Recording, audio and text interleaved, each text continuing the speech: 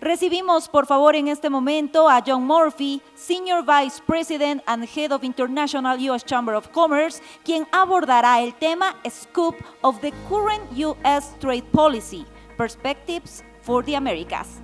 Bienvenido.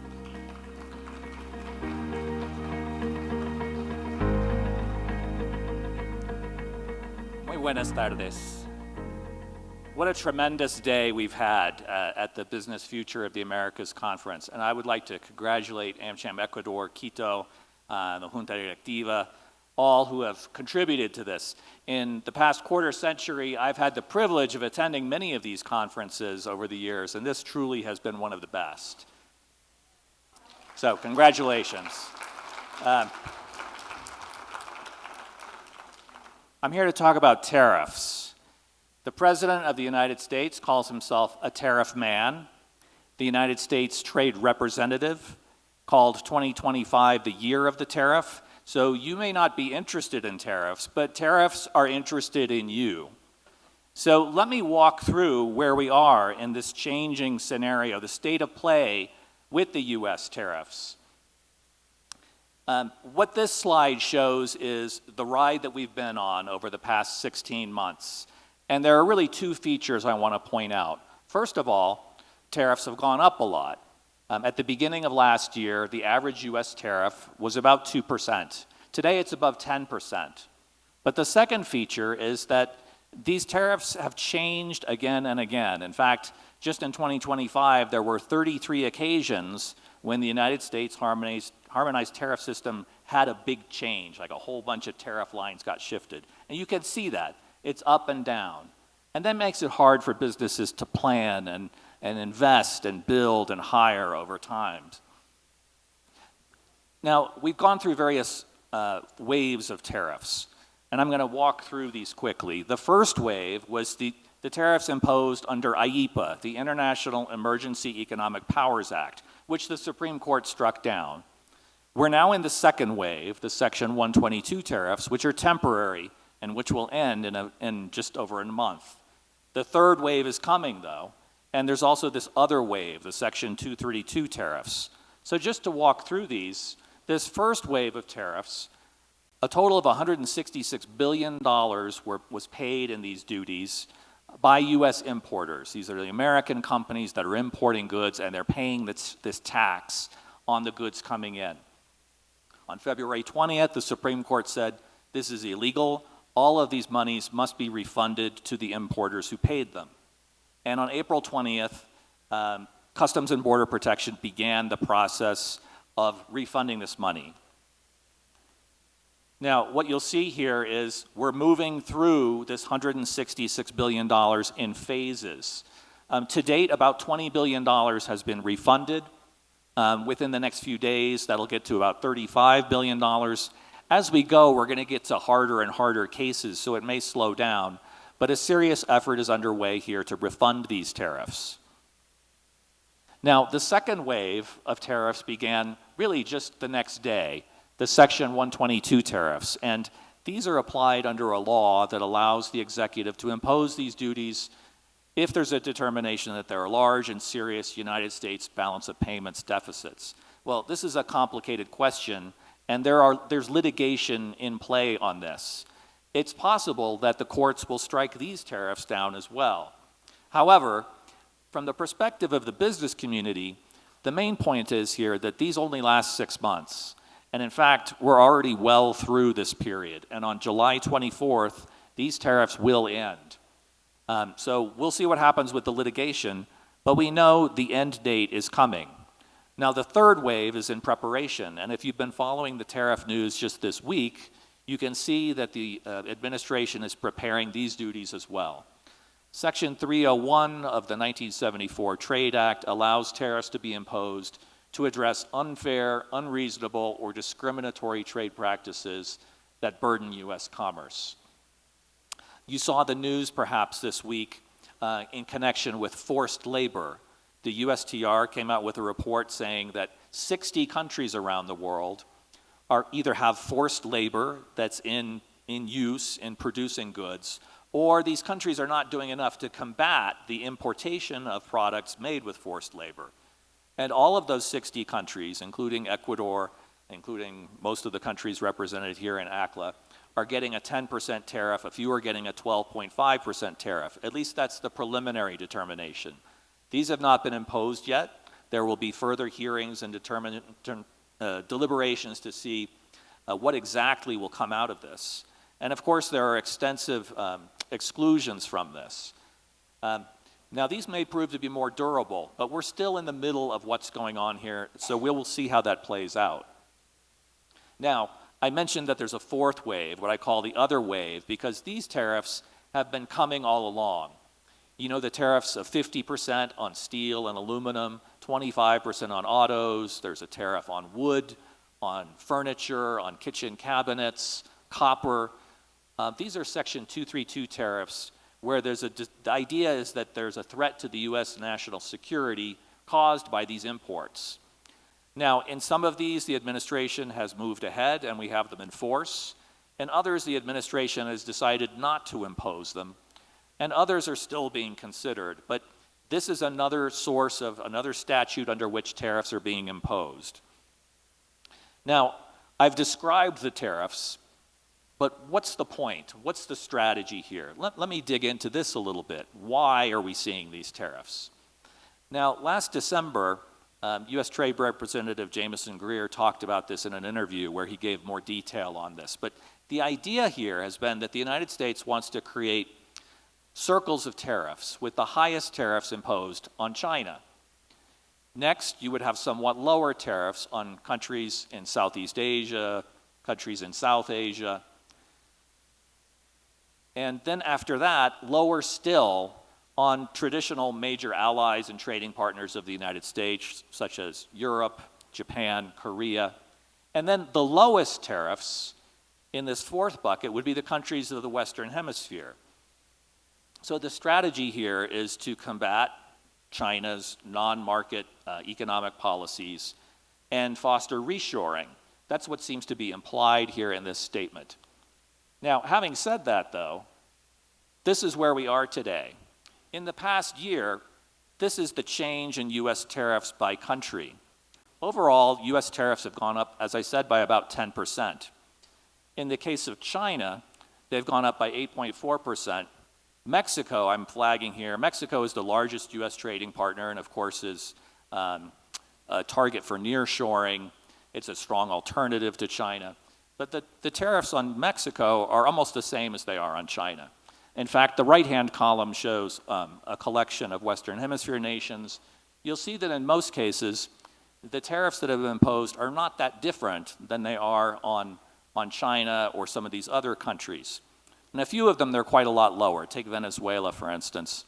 Most U.S. imports from Venezuela are petroleum, and the tariff on that is 0. And since these are effective tariff rates, that brings down the average considerably in that case.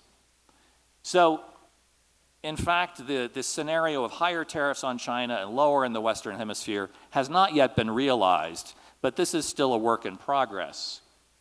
The administration has also talked about 3 overarching goals, and again, I'm quoting Ambassador Greer, the U.S. Trade Representative. The aim of the tariffs is to reverse U.S. trade deficits.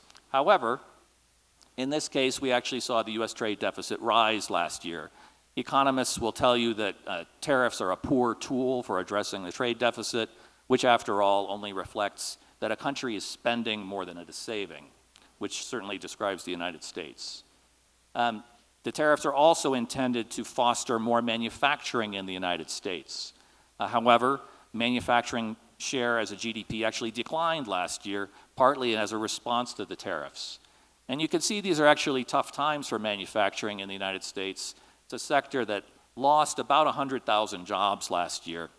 In the past month or two, we have seen increases in the manufacturing sector, but the past past year and more has actually been quite difficult times. U.S. manufacturing, of course, imports all kinds of raw materials and input components and parts, which are tariffed. And that places an additional burden that manufacturers have had a hard time dealing with. And the third point the aim of the tariffs in the eyes of the administration is to boost growth and household income. However, what we've seen, though, is a downward trend in economic growth. And there's several reasons for this. We break it down here according to Moody's. The United States economy in any given year is probably going to grow about 2%. And good policies are going to add to that. For instance, the AI boom is adding to that growth. The One Big Beautiful Bill Act, the tax cuts that were introduced in the middle of last year, they added to growth. Those are the green bars pushing up. Pushing down, however, you can see, there's been some translation here which has taken away the exact numbers. The tariffs and changes in immigration policy have actually subtracted from GDP, and so we're not quite as well off as we otherwise would have been. The Tax Foundation estimates that the tax bill last year added close to 1 percentage point to GDP. However, the tariffs took away about 2/3 of that. So the economists, I think, were right that tariffs are not a prescription that is healthy for the economy. What has the impact been on the Americas, though? And this is interesting, and it's a little garbled. As you see, these are goods exports, the change in exports to the United States by country last year. And I think what you see here is that some countries have actually done very well. Their exports to the United States have continued to grow robustly. Let me call out Argentina, Chile, and Peru. It's generally because of very high commodity prices. That's the main exports from these countries, and they have continued to be sold at a brisk pace into the United States. Brazil, by contrast, was subjected to much higher tariffs, and so saw tariffs go down. In other cases, such as Ecuador, exports to the United States are really quite important for Ecuador. It's close to 6% of GDP. However, the tariffs that the United States imposes on Ecuador are not particularly high. And so most sectors of the Ecuadorian export economy have continued to sell pretty well into the United States. Now, I've colored in Mexico and Canada because they're really the big players here. Half of all exports to the United States from this region are from Mexico, and another 35% are from Canada. Mexico has done pretty well because Mexico stands forth really as the alternative to China, and lots of producers are looking to Mexico as an alternative where they're putting new production. Canada, on the other hand, there's been all kinds of tensions, which I won't go into here, and that has had a real impact on the trading relationship, but also a 50% tariff on Canadian aluminum, 25% tariff on autos, of which we previously imported a lot from Canada. That's had a big effect. Now, part of what's happened as a response, though, is that the United States has negotiated these agreements on reciprocal trade. A total of 11 of these have been concluded, and they're listed in the right-hand side there. Ecuador and 3 other Latin American countries are on the list here. What these agreements do is lower the tariff that the United States is imposing on these countries. They still remain considerably higher than they were 16 months ago, but they are lower than threatened. And in exchange, the country, such as Ecuador, is asked to address a number of non-tariff barriers and make other market opening moves. The potential of these agreements to expand trade is positive, though. I flagged Cambodia here because Cambodia is the one country in the world that has entirely implemented this agreement. And we are seeing very strong trade growth on both sides there. I think from the perspective of the American business community, our advice is that countries should lean into these agreements. It's really useful to take your relationship and put it onto this more positive footing and see what you can do with it. And I think the proceedings of this conference here today are really useful in that sense.